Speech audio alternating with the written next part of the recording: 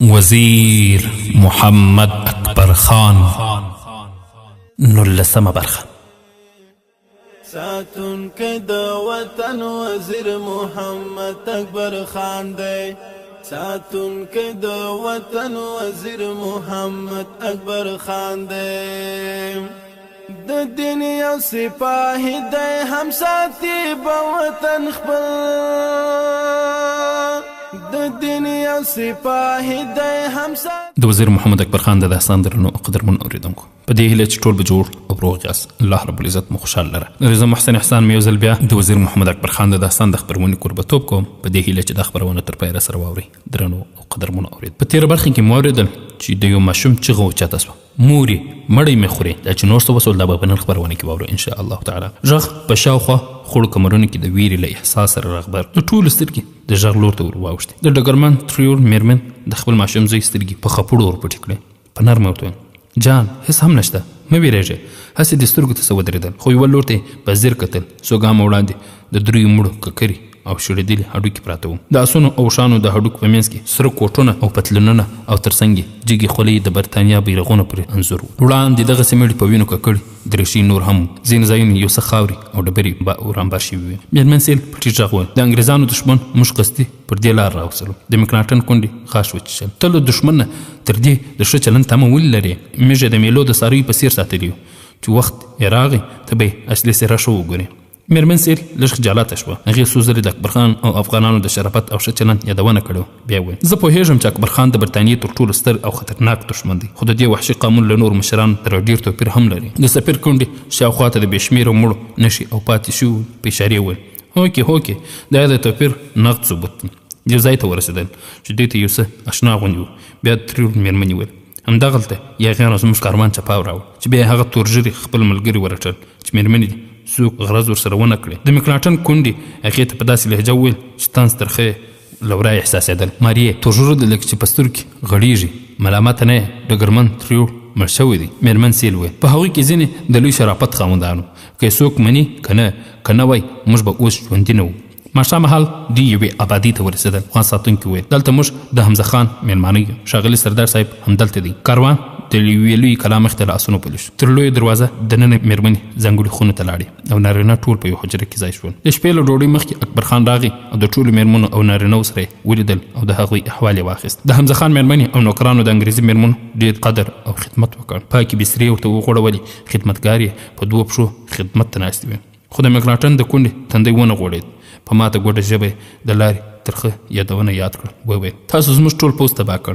په زرګونه پوځیان، ماشومان او خدمتګاران ستاسو وسلوال ډېر په بېرحمۍ وژه. قاتل اکبرخان. د کلا نارینه او میرمنې وپوهېدلې چې هغوی د خپلو مړو پر لیدو پیرېدلي دي. د خان بوډۍ مور راغله، مخې ته کښېنستله. په اشارو او شمېرلو ټکو یې وویل: بیبي جانې، زه به سبا تا ته په رڼا کې په کلا کې دننه د خپلو لمسیانو او عزیزانو قبرونه در وښیم. د دې شاوخوا کلي کورونه او هلته د غونډیو په لمنو کې لوېدلې هدیرې زموږ د ځوانانو، ماشومانو او میرمنو په قبرونو ډکې دي. دا ټول ستاسو او د شاه شجاع د پوځیانو له لاسه وژل شوي دي. تاسو دلته څه بلا غوښته چې راغلئ؟ په جګړه کې حلوا نه ویشل کېږي. تاسو یرغل کړی. زموږ ځوانانو د خپل وطن ساتنه ته ملا تړلې. تاسو زموږ پر کور چپاو راوړ. تاسو زموږ په وطن کې څه کول؟ میرمن سیل راغله. د مکناټن کونډې ته د لومړي ځل لپاره په ستوخه لهجه وویل: اغلې لږ دې خپل حیثیت ته پام وکړه. موږ له ژوند سره لوبې مه کوه. داسې نشي چې د دې خلکو زغم راته ختم شي. هغه جګه شوه. په یوه کونج کې غلی کښېنستله. دواړه لوري یو د بل په ژبه نه پوهېدې، خو د احساس ژبه یې یوه وه. په اشارو تر ډېره هغوی یو بل وپوهولې. شاوخوا ته ناستې میرمنې که افغاني وې او که انګریزانې، زړونه یې سوري او ټپي وو. دلته د ظالم او مظلوم توپیر نه و. دواړه لوري ځپل شوي وو. خو د جدلک داستان تاریخ بشپړ امانت خوندي کړ. ظالم لوري ته د شرم او مظلوم لوري ته د حماسې بڼه. سهار د مکناټن کونډه د کلا په لوی انګړ کې یوه لور ته 3 قبرونو ته ولاړ و. د هغې په څېره کې څو رنګونه واوښتل، خو احساسات یې نه تعبیرېدل چې دا پر دې قبرونه د خپل کسات تسکین کوي که نه دا د ماتمونو دوام او د انسانیت بدبرقي بولي. د حمزه خان مور له یوې خونې له یوې ځوانې میرمنې سره ورغله او په اشاره هغه د دروازې د باندې وایستله. څو ګامه وړاندې په یوه وړوکې غونډۍ وختل. وړاندې یې یوه هدیره ور وښودله چې بې شمېره شنه او سپین بیرغونه پرې رپېدل. بوډۍ هغې ته وویل: دا ټول د پرنګیانو په توپونو او ټوپکو وژل شوي. زیات قبرونه تازه وو. د بوډ او خاورو نه ښکاره کېدل چې دا ټول د وروستیو میاشتې دي. بیا شاوخوا کلیو او کورونو ته اشاره وکړه چې زیاته یې په کنډوالو بدل شوي وو. په دې شاوخوا کورونو کې هیڅ داسې کور نشته چې دې جګړه کې کوم عزیز او بچی نه وي ترې وژل. هغه د دې پر الفاظو او خبرو پوهېدله که نه خو شاوخوا چاپېریال یې ښه وپوهول چې جګړه مرګونې او برولې ده او جګړه دې ساده ولس هم دوی راوړې وه. د انګریزي میرمنو او بندیانو کاروان له غرمې وروسته خپل مزل پیل کړ. هغوی لومړی کابل او له هغه ځایه د پغمان او ارغندۍ له لارې میدان ته لاړل. د مني شپې ورځې وې، د ونو پاڼې ژېړې شوې او د رژېدلو په حال کې وې. شاوخوا ونو او چنارونو یو شاعرانه منظره جوړه کړې وه. 2 شپې د جلریز په سمسوره دره کې تېرې کړې او بیا له هغه ځایه بامیانو ته ورسېدل. میرمن سیلون که موږ په خپل خوښ او آزاد ټول دغه سفر کولی دا ورته د ژوند تر ټولو خواږه یادونه وه. ته وګوره کلي درې، دنګ غرونه، د رڼو اوبو چینې او سیندونه، له مینې او خلوص ډکې میرمنې او نارینه قربانه چې تل په ورین تندي او مینهناک انداز موږ خدمت ته حاضر وي. خو افسوس چې موږ بیا هم د اکبر خان بندیان او برمته شوي یادېږو. هر څه مو د هغه په اراده او خوښه دي. د هغه چا چې د برتانیا تر ټولو ستر دښمن یې بولو. غلامی کلمنی تل به آزاد وي چې د تورو د احمد دور په یاد وي د یو افغان پښتون به په فریاد وي چې غزنی د غزنی په بچو ښاد وي دشمنان به سراسر ټوله برباد وي دشمنان به سراسر ټوله برباد وي چې دا ګل کابل موجود پغمان وي تر هغو چې قندهار بلخ بدخشان وي په هر جنگ کې به ګټونکي افغانان وي تر هغو چې قندهار بلخ بدخشان وي ګوري کله سره او تور دشمنان دوري چې ځاځي منګل زدران پر ختیځ شوري. د خبرونې درنو او قدرمنو اورېدونکو تنکۍ غرمه وه. د بې مهرو غونډۍ په لمنې کې د یوې کلا مخې ته 3 تنه سپاره لاسونه پل شول. په هغوی کې د یو تن لاس تر شا تړلی و او سترګې پر یوه توره ټوټه تړلې وې. د کلا په مخ کې 2 تنه پیرهداران ولاړو. یو تن یې په خندا راغله. سپرو ته یې وویل اسلم خانه خدای م راوله په خیر راغلی له کوم لوري؟ اسلم خان خپل آس یې تر جلب نیولی و. بندي ته اشاره وکړه. د سردار صاحب سره وګوره. یوه ډالۍ ورته راوړې ده. بیا 3 واړه دننه کلا ته ننوتل. د کلا د دروازې ښي اړخ ته لویه حجره وه چې 25 کسان پکې دیوالونو ته تکیه وهلې وه. اکبر خان د یوې لویې کړکۍ مخې ته تکیې ته ډډه وهلې وه او د نورو سترګې پر هغه ښخې وې. همدغه مهال 2 تنه ورننوتل. د سلام وروسته اکبر خان د ده په مونږ ځوان ته وویل راځه اسلم خانه دلته زما تر څنګ کښېنه. هغه ورته وویل مشره که مجلس خاص نه وي غواړم یوه ډالۍ درته وړاندې کړم. نه خاص خبره نشته مهرباني. هغه لږ په لوړ اواز غږ وکړ تیموره رایه وله. دروازه پرانیستل شوه او 2 تنه دننه ورغلل. د یوه لاس همغسې تر شا تړلي وو او پر سترګو یې توره پټۍ وه چې پټه یې له سترګو لرې کړه د هغه څېره لوڅه شوه. اکبر خان لږ په مسکا سره وویل اوهو کشمیري اغا دی. هغه په لومړي نظر ښه نه پېژندل کېدو. په څېره کې ډېر بدلون راغلی و. ژر یې اوږده شوې وه او هغه پخواني تازګي یې په مخ کې پاتې نه وه. اکبر خان وویل ښاغلی اغا حسین بیګ صاحب موهنلال کوم نوم درته واخلم او اوس دې پر مخ کومه پرده راچولې ده؟ هغه سر کښته اچولی. هوښیار موهنلال په څو لومو کې نښتې و او پوهېدو چې نن یې ژبه په کار نه ورځي.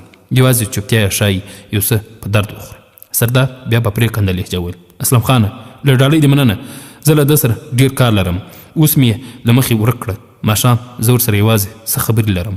د موهنلال په زړه کې بیا د ژوند هیلې رازرغونې شوې. په چورتونو کې ډوب شو.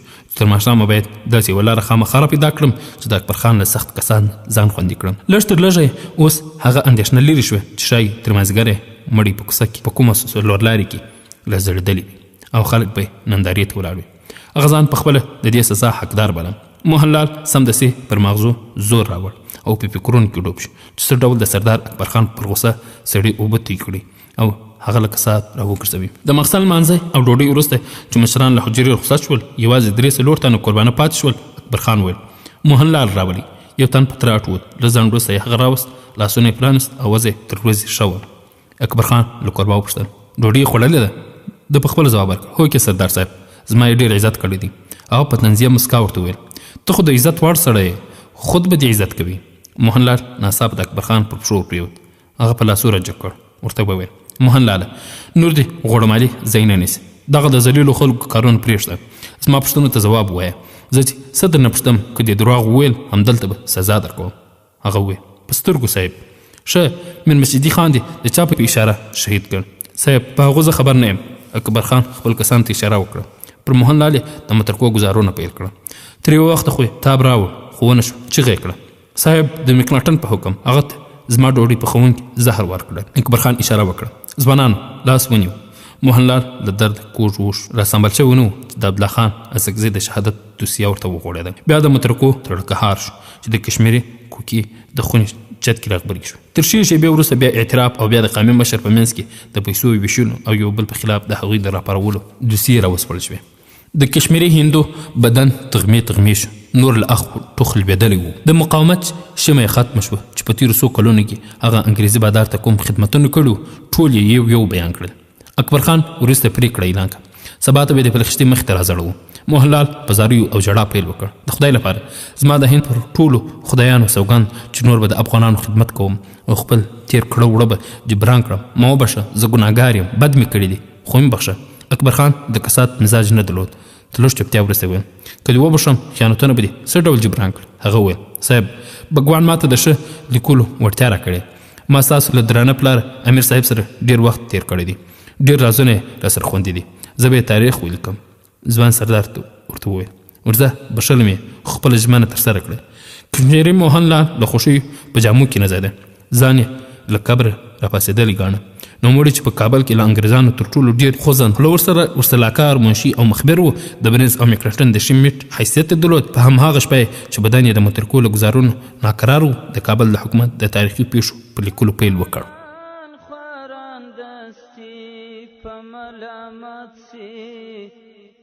و کابل ته دراتلو کاروان تیار کړي.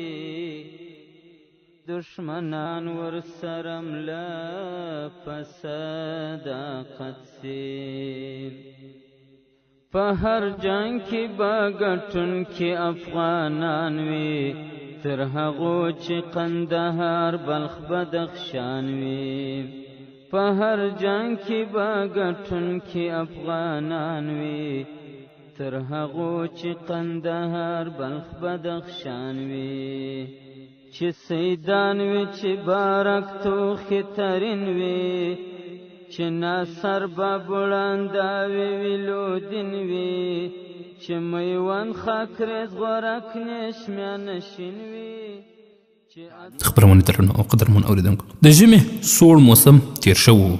د کابل له کوڅو او پټیو د واورو پنډې پر دې اوبه شوې خو د غرونو پر سرونو لا د واورو سپین څادرونه غوړېدلي وو. هوا ملایمه شوې وه او ژن بیا په لټ اوښت. د شور بازار د سوځېدلې کوڅې په منځ کې دواړو لوري ته د کنډوالو په منځ کې خلک بوخت چې پر خپلو کنډوالو بیرته خپلې جونګړې ورغوي. د کوڅې په منځ کې د ډېرې خاورو تر څنګ 2 تنه یو له بل سره په لانجه و. یو د 25 کلونو تنکۍ ځوان نواب خان و چې نوی له هندوستان راستون شوی و. پاسنۍ شونډه توره شوې وه. د هندوستان لمرونو یې رنګ ډېر تور کړی و. بل قاسم خان د هغه ګاونډی و. مې وریژې ګڼې ژیره مخ پوښلی و. د کنډوالو په منځ کې پر تاداو یې لانجه وه. ځوان په نرمه لهجه وویل قسم خان اکا که شپه تیاره ده مڼې په شمار دي. سردار کاکا ته مې احوال ورکړی راځي که هغه پرېکړه وکړه په سر سترګو ګوره هغه دې زما د شانتیني دیوال لږ برخه دې پاتې ده برلا ښکاري چې ستا تاداو زموږ په ځمکه کې دی. قسم خان په غرور مخ ترې راواړو. هلکه ستا مور دلته د سرکار دښمن ته پناه ورکړې وه. زموږ ټول کورونه د هغوی په سبب وسوځېدل. زموږ سړی لاړل کورونه مو کنډواله شول. تا د هندوستان چکرې وهلې اوس راغلې د ځمکې او حق خبرې کوې. زه مې د کور تاوان غواړم. کور مې ستا د مور له لاسه سوځېدلی دی. د ځوان مخ تک سور شو له غوسې ورېږد. اکا د بېننګۍ خبرې مه کوم. د انګریزانو پر پلوي به خبرو بچ کارې. مور مې غازي ته پناه ورکړې وه. اوس به تا پرې ویاړ کوه. کور دې انګریز دښمن وران کړی. تاوان یې له ما غواړې. 2 تنه نور ورغلل. یو یې سردار خان د نواب خان بل ګاونډی و. هغه سمدستي قسم خان ته ویل حق د الله نوم دی. قسم خان لانجې ته حاجت نشته. ستا تاداو یو 2 ګامه وړاندې د نواب جان دوی په برخه کې دی. شاته یې کړه. د کور تالا کېدو خبره ډېره د شرم وړ ده.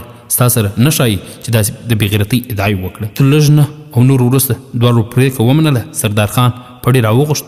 د تاداو نوی کرښه یې کش کړه او لږ ځنډ وروسته څو تنه راغلل د نوي تاداو په کیندلو بوخت شول. سبا ته نواب خان څو تنه مزدوران راوستل. د انګړ د سوځېدلو خاورو په ایستلو یې وګمارل. بل سهار ته د انګړ په منځ کې په سپینه خونه کې د نوي کور نقشه وکښل شوه او څو تنه د تاداو پر کیندلو بوخت شول. ماښام مهال نواب خان د بني حصار په یوه وړوکې دروازه ورننوت. مور یې په انګړ کې داسې ولاړ وه لکه د همده په انتظار چې وي. ورغله میخ د ټیکري په پیچ ور پاک کړ. نواب جانه په خیر راغلی، ولې نن ډېر وځنډېدې؟ هغه په مسکا ځواب ورکړ. مور جانې د یو څو مزدورانو غم مې وخوړ، د پلي خشتې مخې ته تللی وم.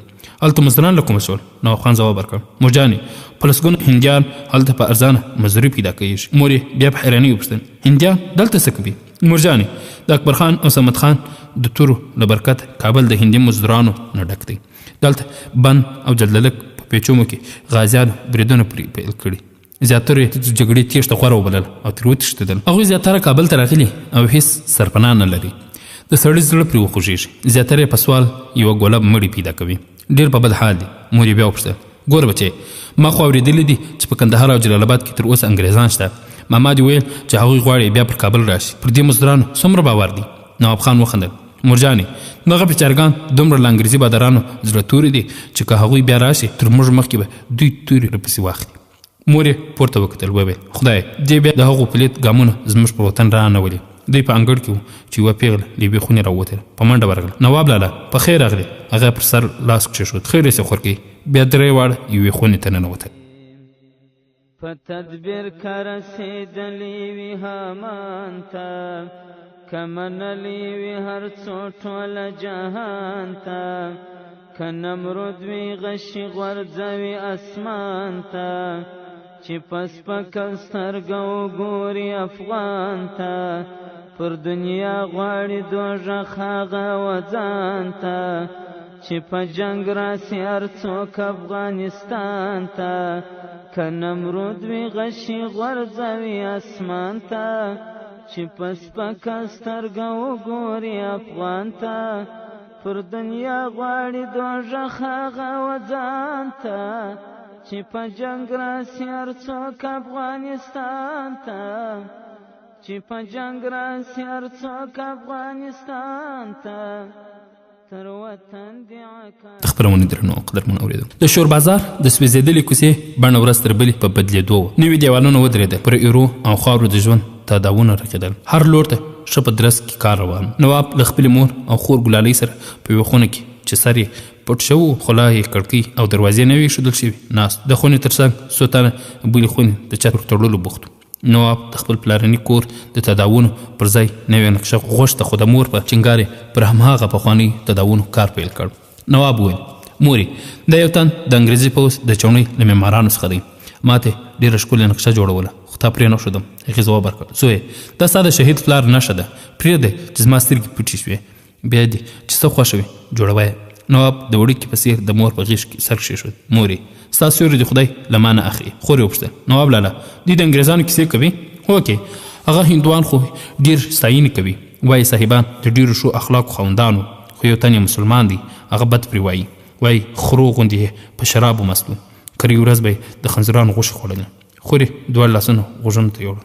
هی توبه، شراب او د خنزیر غوښې یې له کومه کولې؟ هر څه له کلکتې ورته راتلل. بیا یې وپوښتل دوی هغه کیسې کوي چې څه پرې تېر شول؟ نواب وخندل. هوکې ډېرې عجبې کیسې کوي. د یوه هندو کیسه ډېره په زړه پورې ده. دلته بند په منځ کې چې کله غازیانو پر هغوی برید کړی و، د ځان په خپله په ورانه ټپي کړی و، ځان یې په موړ کې پټ کړی و. ګلالۍ په تلوسه خپل ورور ته وکتل. هغه د ګنګورام کیسه پیل کړه. ویل زه چې زموږ د سفر له لومړۍ ورځې د هندي خدمتګارانو او پوځیانو تېښته پیل شوه. زه د بنګال په پوځ کې وم. د ټولو مشر مو یو هندي موټور پوځي ستارام نومېده. نوموړي په لومړۍ ورځ پر هغو پوځیانو ډېر بد ویل چې تښتېدل، خو د افغان وسلوالو بریدونو او سختي یخنۍ د ټولو ارادې ولړزولې. په درېیمه ورځ ستارام موږ ته ویل چې تېښته مو په خیر ده، جلال آباد ته رسېدل مو پر دغه لار ناممکن دي. پر دې فکر کاوه چې په یو مناسب فرصت وتښتي. موږ هم ورسره ومنلې وه. شپه مو د ناو په منځ کې پر څلورم سهار موږ دلته بند په پیچومي کې وو. کاروان مو خوځېدلو ته تیار و، خو لا مو کتارونه نه وو تړلي چې د افغان وسلوالو چیغې وچت شوې او پر کاروان ننوتل. د هغوی برید دومره ناڅاپي و چې هېڅ چا د تېښتې مخه ونه مونده. د جګړې توان مې نه درلود. ځان پرې په برجه په ورانه کې سرسري ټپي کړ. د مړو په منځ کې پرېوتم. کله چې کاروان تیت فرق شو او انګریزان لاړل، غازیان راغلل. یو تن یې نورو ته امر وکړ چې ډېر ټپیان وي هغوی هم ووژنئ، بندیان او لږ ټپیان د رغېدو وي در سره راولئ. ستارام هم لږ ټپي و، هغه هم بندي و. ټول یې راوستلو. تر یو ساعت مزله وروسته یې په یوه کلا ته بوتل. پټۍ یې راوتړلې، شیدې او خواړه یې راکړل، خونې یې راته تودې کړې. ګلالۍ او مور یې د نواب کیسې ته په مینه غوږ نیولې. هغه دوام ورکړ. ګنګورام هغه پلن مخې مټور سړی دی چې یو سیر خټه بام په جاري غورځوي. ویل چې زموږ د بنګالي غونډ د ستارام له ټولې 18 تنه ټپیان او ژوندي بندیان راوستل شول. کوم 15 تنه خو زموږ تر سترګو لاندې تر تیغ تیر شول. د نور به څه حال وي؟ موږ نه یو پرې خبر. 2 ورځې په کلا کې بیا پر هماغو خونړیو لارو کابل ته راوسه. ستارام او څو تنه یو خان د غلامانو په دود ورسره بوتله. ګلالۍ وپوښتل نواب لالا دوی د اکبر خان کسانو بندیان کړي؟ هغه د سر له اشارې سره وویل نه د صمد خان کسان. مور یې تکرار کړه صمد خان؟ بیا لور ته وکتل وویل هغه د تیزن صمد خان به وي. نواب ځواب ورکړ همهغه به وي. بیا له کړکۍ سر د باندې ویست غږ یې وکړ کنګورامه هغه کسان د تیزن د صمد خان وسلوالو. د هغو غږ راغی هو کې باداره همهغه په موږ په رڼا ورځ د اسمان ستوري وشمېرل. مور یې زوی ته د 100 میاشتو وړاندې د هغې پیښې کیسه وکړه چې صمد خان د انګریزي پوځیانو نه د دوی په کور کې پټ شوی و. سبا بیا هغوی د دوی د کور په شمول د کوڅې ټولو کورونو ته اور واچوه او هغه په کنډوالیو بدل کړ. مور یې بیا وویل صمد خان یو ښکلی ځوان و. په هغه ماښام یې ما ته د خپل کلي او کور د بربادۍ کیسه وکړه. د دوی کلي ته د شاه شجاع او انګریزانو پوځیانو راغلي وو. کلی یې ټول پر توپونو ویشتلی وو. د صمد خان پلار او د کورنۍ نور غړي او زیات کلیوال یې شهیدان کړي وو. هغه نو خپل کسات واخیست. ما یې په ستور کې د کسات لمبې لیدلې وې. نواب جانه ستا د لیدو مینه مې پرې ماته شوه. یوه ځواني خدای ورکړې وه خو ډېر غمجن و. اوس به یې زړه یخ شوی وي.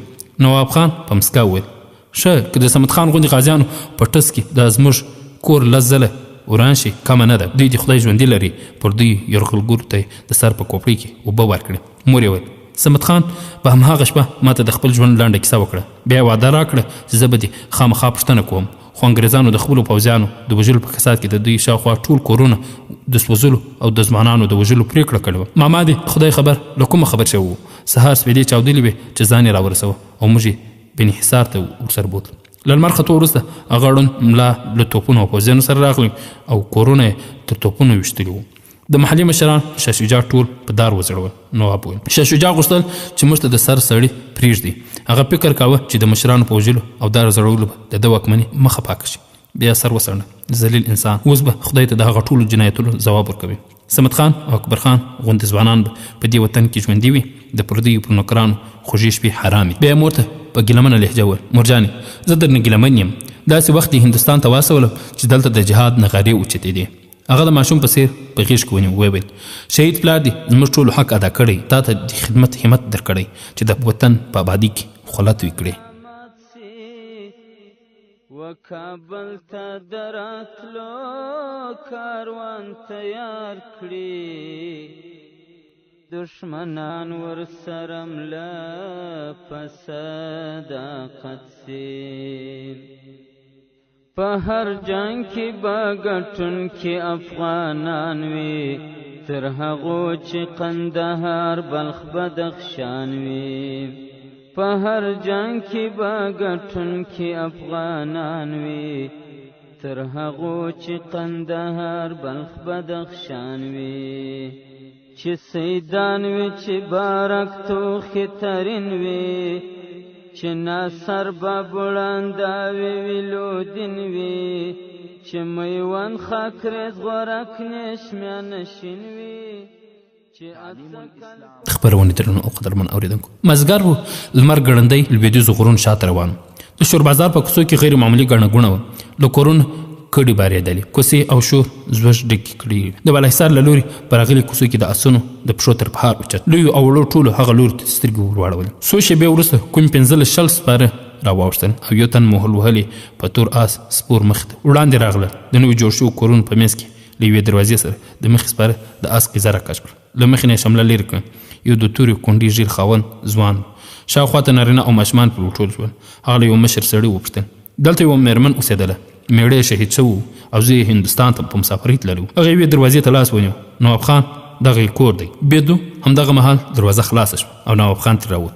ځوان له آس نه پلی شو. نور سپاره هم ټول پلی شول. ځوان نواب خان ور نږدې سو. په شونډه یې خوږه مسکا ورته وویل ځوانه له مسافرۍ په خیر راغلې. په کور کې د خیرات دی مرجانه دې ښه ده. نواب حق پک هغه ته وکتل. بیا زړه نازړه وویل وبښه ومې نه پېژندې. ځوان ورته وویل ښه زه دې پېژنم ته مې هم پېژنې.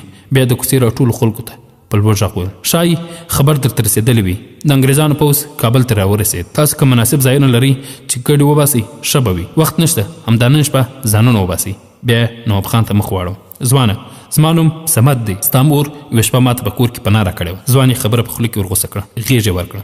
صمد خانه مرجان می تا ډیر یادوي، شکر دی چې ومرې دی. بیا کور ته منډه واخیست او چې د دروازې ننوت په لوړ غږ وویل مورې صمد خان راغی. مرجانې لږ ځنډ وروسته هغه بیرته راووت. صمد خان ته کور ته د ننوتلو وویل. شاوخوا په کوڅه کې میرمنو او نارینهو په حیرانۍ دوی ته کتل. صمد خان وویل نواب خانه وخت مه ضایع کوه، زه د دې لپاره راغلی یم چې تاسو کومې خواته ووځئ. دلته پاتې کېدل خطرناک دي، انګریزان دلته بند کسات اخلي. بیا صمد خان د اس قیزه خپل یو کس ته ورکړ او په خپل نواب خان سره کور ته ننوت. مور یې له دروازې سره ولاړه وه. صمد خان ورغی، د هغې لاس یې ښکل کړ، وویل مرجانې شکر دی چې نواب خان په خیر راغلی دی، الله دې درته وساتي. هغه په مینه ځواب ورکړ الله دې زما دواړه زامن راته وساتي. په دروازه کې څو تنه ماشومان ودرېدل، د مینې او خلوص ننداره یې کوله. د باندې یو تن د کوڅې نور کسانو ته ویل صمد خان د تیزن د شهید مختار خان زوی او د سلګونو مجاهدینو مشر دی، دلته بند د مجاهدینو د انګریزانو پر مړو ډک کړ. صمد خان نواب خان او مور ته یې وویل اوس د زیات خبرو وخت نه دی، یو ځل زما له لاسه ستاسو کورونه انګریزانو وسوځول. ما ویل دا ځل خو یو څه در سره لاس وکړل، زموږ سره 3-4 آسونه زیات دي، کډه وباسئ چې ارامي شو بیا به نورې غورې کوو. د نواب خان مور ترې وپوښتل صمد خانه سردار اکبر خان چېرته دی؟ دا نور غازیان څه شول؟ ولې انګریزان بیا پر کابل راوختل؟ هغه خفګان په ډکه لهجه وویل کیسه اوږده ده، سردار صاحب ملامت نه دی، موږ په لاته بند کې مورچلونه نیولي. خبر شو چې جان پشان خان، خان شیرین خان، سردار عثمان خان او یو شمېر نور په کابل کې له انګریزانو سره د ملګرتیا لوړې وکړې. زموږ نیمایي کسانو هم زموږ له خبرولو پرته خپل مورچلونه پرېښول. موږ هم مجبور شو چې شاته راشو. له ځان وروسته صمد خان 4 آسونه نواب خان دوی ته پرېښودل. هغه ترې وپوښتل ستاسو کوم لور ته نیت دی؟ صمد خان ځواب ورکړ موږ کوهستان ته ځو، د سردار اکبر خان حکم دی چې هلته ځانونه ورسو. تر ماښامه له کوڅې کډې بار شوې او په بېلابېلو لورو وخوځېدې. نواب خان دوی پر 3 آسونو سپاره شول، پر 4 یو څه ضروري خوراکي او نور توکي بار کړل. د دوی مخ د لوګر په لور وه. په هر جنګ کې به ګټونکي افغانان وي، تر هغو چې قندهار بلخ بدخشان وي. په تدبیر که رسېدلی وي هامان ته، که منلی وي هر څو ټوله جهان ته، که نمرود وي غشي غورځوي اسمان ته، چې په سپکه سترګه وګوري افغان ته، پر دنیا غواړي دوژخ هغه وځان ته، چې په جنګ راسي هر څوک افغانستان ته، که نمرود وي غشي غورځوي اسمان ته، چې په سپکه سترګه وګوري افغان ته، پر دنیا غواړي دوژخ هغه وځان ته، چې په جنګ راسي هر څوک افغانستان ته، چې په جنګ راسي هر څوک افغانستان ته. خبرونه درنو او قدرمنو اوریدونکو، دنګ چنارونه د سهارني شمال سپو ته زنګېدل، د مرغانو همیشنی چنهار او د ویالې پر غاړه ژندې پناه وکړي، د اوبو شرهار د خوږې نغمې په څېر زړونه تازه کول. اکبر خان د لویې ویالې پر غاړه د توتانو تر ونې لاندې غوړېدلې غالۍ پر څنډه پرته شوکه ناست. محمد شاه خان، بابکر خیل، میر حاجي، سعادت خان الکوزی، عبدالسلام خان او خان ګل خان ترخیلې له یو شمېر نورو ځایي مشرانو سره شاوخوا ته ناست. سردار د هندوکش پر خوړو کړنګونو سترګې شخې کړې وې او په ژورو چرتونو کې ډوب. یوه اونۍ وړاندې د خپل د کاکا د زوی سلطان احمد خان ته یو پیغام استولی چې تر ننه ځواب نه راغلی. محمد شاه خان غاړه تازه کړه سردار صاحب تاسو بېغم اوسئ، سلطان احمد خان هوښیار انسان دی، داسې کوم ګام به نه اخلي چې ستاسو خاطر پرې دروند شي. د اکبر خان پر شونډو غمجنه مسکا وغوړېده. وویل خان کاکا پر دې مې بشپړ باور دی، سلطان جان هوښیار انسان دی. زما دې ته اندېښنه ده چې که خدای مکړه انګریزي پوځیان په کابل کې کوم جنایت وکړي او خبر شي، کوم احساساتي ګام اوچت نه کړي. زما په انګریزي پوځیانو باور نشته. درېغه موږ دغه بندیان دومره لرې نه وی استولي، په هغوی کې زیاتره د انګریزي پوځیانو مېرمنې دي، هغوی خو په هر صورت باید خوندي وي. خان ګل خان وویل بنده پر خپل وس پاړ دی، تاسو تر ممکنه حده له هغوی سره ښه چلند وکړم. سردار یې خبره ورغوڅه کړه که بندیانو ته زیان ورسېږي موږ د ښه نیت ټولې هڅې به بېمانه کېږي. د جنرال سیر میمنن او د مکناټن کونډې لا پخوا پر موږ تورونه لګول. مطلب زه نه غواړم چې موږ ولس ته کوم بد نوم پاتې شي. انګریزان دومره په ټګۍ کې وړاندې دي چې زموږ د ولس د بدنامۍ لپاره هر ذلت ته مخ کولی. که زه دغه خبر واورم چې بندیان په خیر انګریزي جنرالانو ته ورسېدل نو ډېر به خوښ شم. دغه مهال صمد خان د بڼ د دروازې له لورې راښکاره شو چې ګړندی د دوی په لور روان. اکبر خان هغه ته ځیر شو، ټولو هماغه لور ته مخ ورواړو. صمد خان چې نږدې راغی په سترګې د غوسې سره رنګونه ډېر روښانه و. اکبر خان له لرې پرې غږ وکړ صمد خانه خیرات خو دی؟ هغه سر د نه په دود وخوځاوه. نه سردار صاحب، کابل یې په سرو لمبو کې لولاپاک کړ. اکبر خان ناڅاپه له ځایه جګ دا څه وایه، څه پېښ شول؟ صمد خان راغی، له تندي خوله د پګړۍ په پیسه پاکه کړه. سردار صاحب چرچتي بازار ته اور واچوه، نور یې هم زیات دوکانونه لوټ کړل. د مکناټن هډوکي لټول چېرته په کومه کنده کې وموندل. استالب ته یې هم اور واچوه. اکبر خان بیرته کېناست، سر یې وخوځاوه، ویې ویل هلته دومره کوم نارینه نه وو پاتې چې د انګریزانو مخ ته درېدلي واست. یا یې شاوخوا ناستو مشرانو ته وکتل، ویې ویل نور نو ډېره بېننګي ده چې دلته ناست یو، مېړونه به یوه ورځ مري، بې غیرته هره ورځ وژل کېږي. مشران ټول وزنبېدل.